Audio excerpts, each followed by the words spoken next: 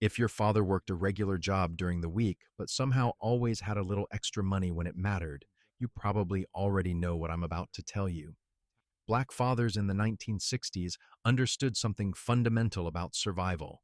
One job was never enough, and the government didn't need to know about the second one, or the third one, or whatever else was happening after hours and on weekends. Here are 25 side hustles that kept black families afloat while the IRS looked the other way. Hustle number one. The backyard mechanic operation ran out of every other driveway in black neighborhoods where your father or your uncle had a reputation for fixing cars for half what the white shops charged.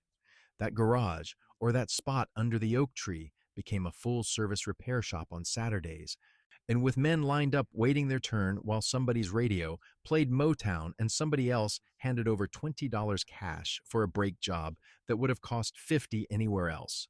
No receipts, no paperwork, just handshakes and word-of-mouth advertising that kept the customers coming week after week. Hustle number two. Cutting hair in the kitchen put money in pockets when the barbershop was too far away or charged too much for what neighborhood fathers could do just as well. That chair pulled up to the sink, the cape made from an old bed sheet, the clippers that buzzed through the house every Saturday morning, while a line of boys and men waited on the porch. That was a business that brought in $5, $10, $15 every weekend without anyone writing anything down.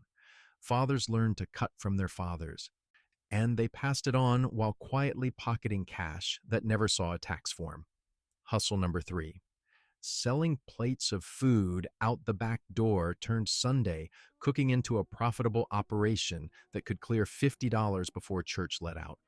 Your mother or grandmother made the food, fried chicken, collard greens, macaroni and cheese, cornbread, and your father handled the sales, passing styrofoam plates through the screen door to neighbors and church folks who knew that Miss Geneva's cooking was worth $3 any day of the week. The kitchen became a restaurant that health inspectors never visited and the IRS never heard about. Hustle number four. Running a jitney service meant your father's car became a taxi for folks who couldn't afford real cabs or lived in neighborhoods where yellow taxis wouldn't go. For 50 cents or $1, he'd drive Miss Patterson to the grocery store, take Brother Williams to his doctor's appointment, pick up teenagers from the movie theater after dark. No medallion, no license, no meter, just a man with a car and a community that needed rides. The money went straight into his pocket and straight toward the light bill. Hustle number five. The weekend fish fry turned a good day at the river into grocery money that lasted all week. Black fathers who knew where the catfish were biting would come home with coolers full, and by Friday evening, those fish were cleaned, seasoned, and frying in oil while the neighborhood lined up with dollar bills ready. A plate of fried fish, white bread, and hot sauce cost $2 and tasted better than anything you could buy at a restaurant. The fishing license cost a few dollars. The profit was pure and untraceable. Hustle number six. Selling firewood kept families warm and kept cash flowing from fall through spring. Fathers with access to wooded land or the knowledge of where to find fallen trees would spend weekends splitting and stacking, then loading the truck bed and driving through neighborhoods where people still heated with wood stoves or fireplaces. $10 for a truck bed full, unloaded and stacked wherever you wanted it. By the end of winter, a hardworking man might have made $500 that existed only in his pocket and his memory. Hustle number seven. Yard work and landscaping didn't require a business license, just a strong back and a willingness to show up when you said you would. Black fathers mowed lawns for white families on the other side of town, trimmed hedges, raked leaves, planted flowers, whatever needed doing for $5 or $10 cash at the end of the job. The same truck that hauled firewood hauled lawnmowers and rakes come spring, and the same hands that split wood pulled weeds and pushed mowers until the sun went down. Hustle number eight. House painting on weekends transformed a skill learned on the job into a private enterprise that paid better than the weekday wages ever could. Fathers who worked for painting companies during the week would take side jobs on Saturdays and Sundays, painting porches and bedrooms and entire houses for neighbors who trusted them more than they trusted strangers from the phone book. $100 for a room, 200 for an exterior, cash only, no questions asked, no records kept except in the satisfied customers who recommended him to their cousins. Some side hustles operated in grayer areas where the law might have had opinions if the law had been paying attention, but black fathers understood that survival sometimes meant working in spaces where the rules didn't quite reach. Hustle number 9. Playing the numbers was technically illegal, but it employed more black men as runners and collectors than most legitimate businesses in the neighborhood. Your father might have taken bets from coworkers at the factory, collecting quarters and dollars all week on three-digit combinations, keeping a percentage of everything that came through his hands before passing the rest up the chain. When someone hit, he paid them out from his own pocket and got reimbursed later. The numbers built houses and sent kids to college, all without a single tax form. Hustle number 10, selling liquor after hours or in dry counties, filled a need that legitimate businesses couldn't or wouldn't meet. That back room, or that converted garage, became a spot where working men could buy a drink when the bars closed, or when the nearest legal liquor store was 30 miles away in another county. A pint of whiskey, bought wholesale and sold at a markup, kept cash flowing on Friday nights, and the customers knew to keep quiet because everyone benefited from the arrangement. Hustle number 11. The rent party or house party with an admission charge turned living rooms into nightclubs that raised money for that month's rent or an unexpected bill. 50 cents or a dollar at the door, drinks for sale in the kitchen, somebody's record player providing the music. And by midnight, the host had collected enough to cover whatever emergency had prompted the party in the first place. The IRS didn't attend house parties, and neither did anyone else who might have asked uncomfortable questions. Hustle number 12. Informal money lending filled the gap when banks wouldn't give black families loans and payday lenders hadn't been invented yet.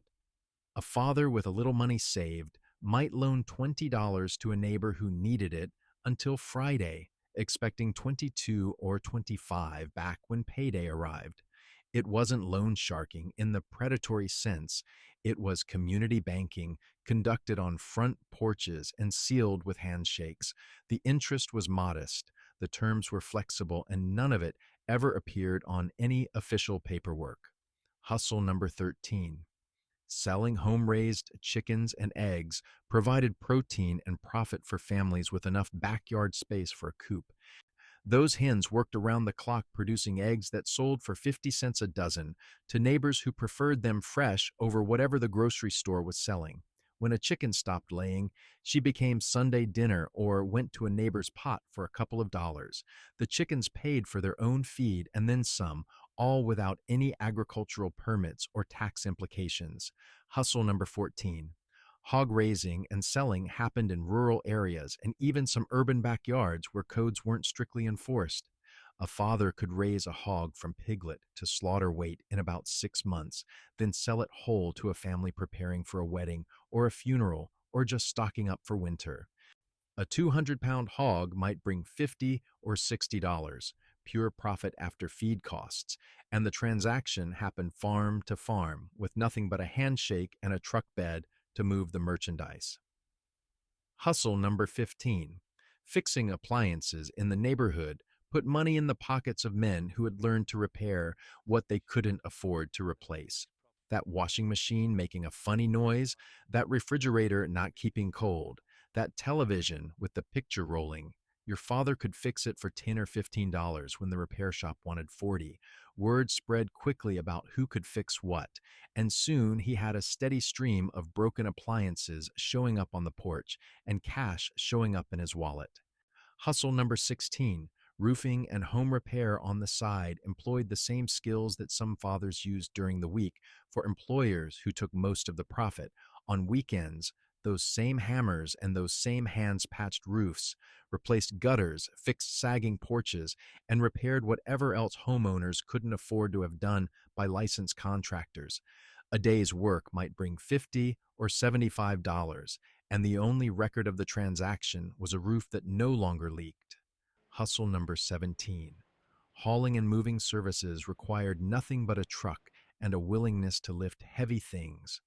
When families needed to move across town or furniture needed to go from one place to another, they called the man with the truck rather than paying a moving company's prices. You had $20 to move a household, $10 to haul away junk, $5 to pick up that couch from your cousin's house.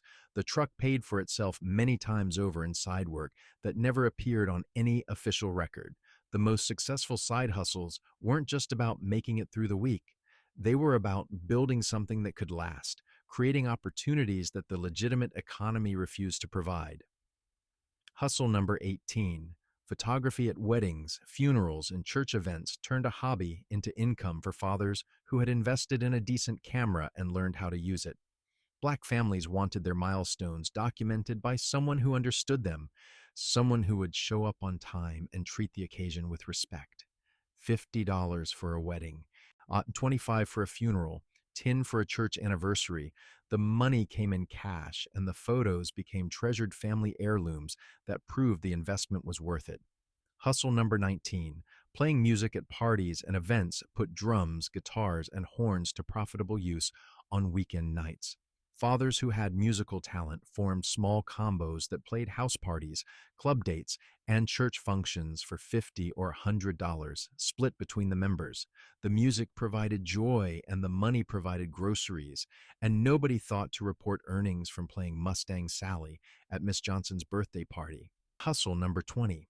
Selling vegetables from the garden turned a large backyard into a produce stand that operated on the honor system or with direct sales to neighbors who stopped by after work.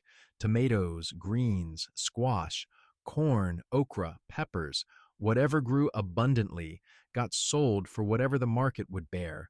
A productive garden could bring in several $100s across a growing season, all of it in coins and small bills that went directly toward the family's needs.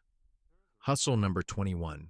Making and selling furniture or crafts showcased skills that black men had honed over generations, turning wood and fabric and metal into chairs, tables, quilts, and decorative items that neighbors were happy to buy. A handmade rocking chair might sell for $30, more than the materials cost, less than store prices, and the craftsman's reputation would bring more orders than he could fill. These were small businesses in everything but name, operating entirely on cash and trust. Hustle number 22. Running card games in the back room brought men together for fellowship and gambling, with the host taking a small cut of every pot that played on his table. Friday night poker might clear $20 or $30 for the man who provided the space, the cards, and the sandwiches, money that came from entertainment rather than labor. Though keeping the game running smoothly was work in its own right. The winners paid the losers and the house paid no taxes. Hustle number 23. Shoe shining on corners and outside businesses provided income for fathers who set up portable stands in high traffic areas, turning scuffed leather into gleaming dress shoes for a quarter or 50 cents per shine. A good location and a steady hand could bring in $10 or $15 on a busy day, all of it in coins that accumulated into real money by the end of the week. The skill was simple, the equipment was cheap, and the profits were entirely under the radar. Hustle number 24. Selling candy and snacks to neighborhood children turned a small investment into steady income for fathers who set up informal stores on front porches or out of car trunks. Now and later's penny candy, potato chips, sodas from a cooler. Kids came with their allowances and left with sugar, and the father running the operation kept a profit margin that added up surprisingly fast. No business license, no health permits, just a man who saw an opportunity and took it. Hustle number 25. Teaching skills to the next generation was perhaps the most important hustle of all, because it multiplied everything else on this list into future earnings for sons who learned to cut hair, fix cars, paint houses, and work the angles that the legitimate economy wouldn't give them. Every Saturday spent showing a boy how to change oil or swing a hammer was an investment in a future side hustle that would support another family. The knowledge passed down was worth more than money, and it was completely untaxable. Black fathers in the 1960s weren't trying to cheat anybody. They were trying to survive in a system that paid them less, hired them last, and offered them nothing in the way of safety nets when things got hard. Those side hustles, The ones that ran on cash and handshakes and community trust kept families fed, kept lights on, kept children in shoes that fit. The IRS never found out because there was nothing to find except men working harder than anyone should have to work, keeping every dollar they earned, and building lives that nobody handed them. Which of these side hustles did your father or grandfather run? Drop a comment below and share those memories. Hit that like button and subscribe so you never miss another trip down memory lane.